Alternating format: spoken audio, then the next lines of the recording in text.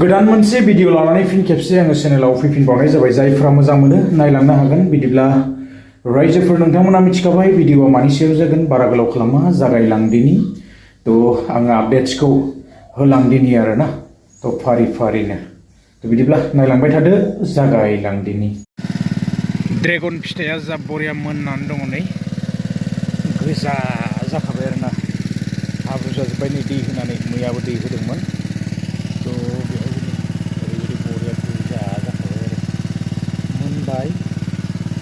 last season एसे आङो दै होगासिनो बारियावहाय नै दै होगासिनो आरोना दैबाना दै होगासिनो नै ड्रेगनाव दै लागायगासिनो पाइप लागायनानै बेबायदि माने ड्रेगनाव दै होनो गोनां जादों आरो ड्रेगना नैबे एबार मोजां जागोन मोदोमफुला नै जा गिदिर गिदिरखा बरिया वाव बरिया दै फैखायो आरोना त दैया लोमजोब्बायानो फ्राय आरो बिथिंजाय गोदान गायनाय दङमोन बे गोदान गायनायाबो फैगासिनो आरोना नै बेयाव एसे माने दैनि गोनांथि जानानै दं हाया बिराद गोरान नै बेबायदिनो जुदि दै होनो हायोब्ला बरिया दै जाजोब्बाय बरिया आरोना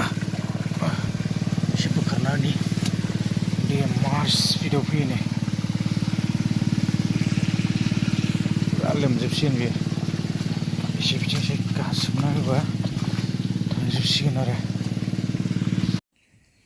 ड्रेगन फिथाइ लोगोफोरनि जा बरिया जाजोबखाबाय नैबेबो गोथां गोथां बिथिं आरो नैबे नै गोमोन आरो नैबेबो पुरा गोमोन आरोना मोनबायानो नै जाथि जाजोब्बाय दैयाथ' नै बिथिं जाहैबाय सिगाङाव माने होदोंमोन आरोना त बिसिम सफैखादों दैया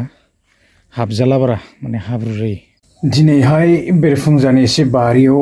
खामानि मावबाय माने दै एसे होदोंमोन आरोना त फाइनालि आंना दैया होजोबनाय बायदियानो जाखाबाय मैयाहायबो माने एसे होदोंमोन आद्रा दंमोन आरोना त आङो दा बेखौहाय कमप्लिट खालामबाय बारा गोलाव खालामा भिडिअखौहाय त रायजोफोर जोङो नेनानै थादो दसे समनि उनावनो जोंहा दिनै एकाउन्टआवहाय जितु PM किसाननि 21 नम्बर इनस्टलमेन्ट त बे क्रेडिट जानो थांगासिनो दङ त बयनाबो FTO प्रसेसआ येस जानानै दं जानांगौ त बयबो मोनगोन आसा खालामदों ना त बिदिब्ला जोङो दसे उनावहाय चेक खालामनोसै आरोना त दिनैहायथ' आरो फैसा हाबनाय बायदियानो जाखाबाय